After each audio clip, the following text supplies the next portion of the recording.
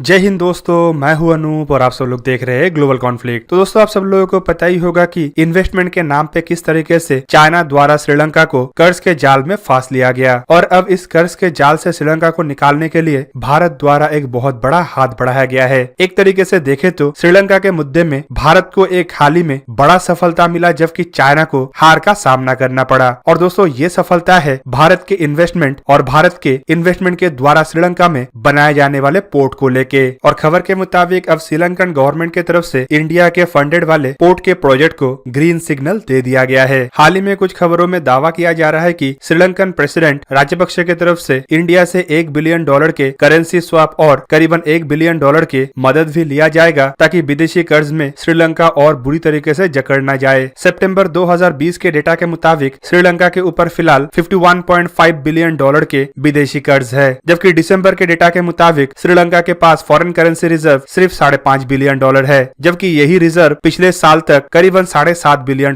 के आसपास था। और दोस्तों, ये एक तरीके से दर्शाता है कि श्रीलंका का इकोनॉमिक सिचुएशन 2020 में काफी नीचे गिरा है। ऐसे मौके का फायदा उठा के अन्य देशों की तरफ से श्रीलंका को फिर से कर्ज के जाल में ना फंसा जाए बोल के भारत द्वारा भी श्रीलंका को मदद करने का ऑफर किया गया। इवन भारत का रणनीति यही है कि पड़ोसी देशों के साथ ही आगे बढ़ा जाए और पड़ोसी देशों के डेवलपमेंट में हाथ बटाया जाए। दोस्तों, 2020 में भारत द्वारा श्रीलंका के इकोनॉमी को सपोर्ट करने के लिए $400 बिलियन के करेंसी स्वैप का बात भी कहा गया था। और दोस्तों, ये बातचीत सेंट्रल बैंक ऑफ श्रीलंका और रिजर्व बैंक ऑफ इंडिया के बीच में हुआ था, जबकि मई महीने में श्रीलंका के गवर्नमेंट की तरफ से भारत से $400 मिलियन के सार्क एग्रीमेंट के तहत करेंसी स्वैप और करीबन एडिशनल $1.1 बिलियन के बायलैटरल करेंसी स्वैप का भी बात कहा गया। दोस्तों, इसके अलावा एक अलग डेवलपमेंट के तहत श्रीलंकन प्रेसिडेंट द्वारा कोलंबो पोर्ट में बनने वाले एक नया जेटी को लेके भी परमिशन दिया गया है और इसके तहत श्रीलंका अब चाहता है कि इस पोर्ट के डेवलपमेंट में भारत अपना भागीदारी निभाए। दोस्तों, पिछले बार श्रीलंका के साथ जिस तरीके का धोखा हुआ था, मतलब चाइना द्वारा इन्वेस्टमेंट के नाम पे कर्ज देके उससे जिस तरीके से पोर्ट को हथिया लिया गया, उसके बाद श्रीलंका के पब्लिक के अंदर भी इस तरीके के डेवलपमेंट को लेके काफी ज्यादा आशंकाएं है। और इसे भी क्लियर करते हुए श्रीलंकन गवर्नमेंट की तरफ से बताया गया है कि श्रीलंकन पोर्ट अथॉरिटी के पास पोर्ट के 51% शेयर रहेगा, जबकि भारत के कंपनियों के पास करीबन 49% शेयर रहेगा। इवन उनके द्वारा ये भी साफ किया गया है कि भविष्य में पोर्ट को ना ही बेचा जाएगा और ना ही लीज में दिया जाएगा। चाइना द्वारा ऑलरेडी एक गंदा खेल खेलते हुए सिर्फ $1.17 बिलियन